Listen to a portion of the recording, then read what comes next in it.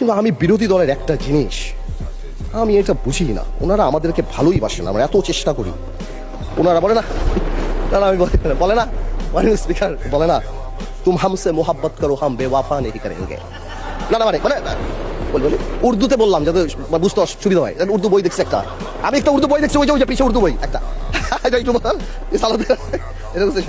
এখানে বসে স্পেশালি আমাদের বিরোধী নেতা শফিকুর রহমান স্যার এত সুন্দর কথা বলেন, অর্ধেকটা একদিকে ফ্যানই হয়ে গেছে ওনার কথার। উনি এত সুন্দর করে বলেন, আসুন না, কেন না আমরা এটা করতে পারি না, কেন না আমরা এটা করতে পারি না।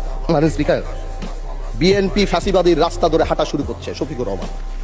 বিড়ালের মতো বাঁচতে চাই না, সিংহের মতো বাঁচতে চাই। মানুষ আশরাফুল মাখলুকাত আল্লাহ বানাইছে, আমরা সিংহ বিড়াল হয়ে যাচ্ছি। সংস্কার পিছিয়ে গেল, অভ্যুত্থানের প্রস্তুতি হবে। জিয়া পরিবার থেকে মানুষকে মুক্ত করার ঘোষণা। 16 বছর জিয়া পরিবারের থেকে মুক্ত করতে শেখ হাসিনা হেলিকপ্টার দিয়ে পালিয়েছে, সাতটায় পালাবে। মাননীয় স্পিকার বলে কি, জিয়া পরিবার মানে বাংলাদেশের গণতন্ত্র, জিয়া পরিবার মানে বাংলাদেশের স্বাধীনতার ধারক বাহক,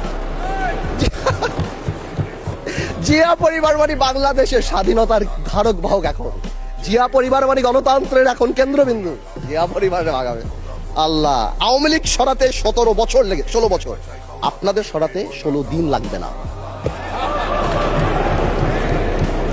এই সব কথা বলার পরেও যেই আমরা একটু অ্যাটাকে যাই, আসুন আমরা সবাই এক হয়ে যাই।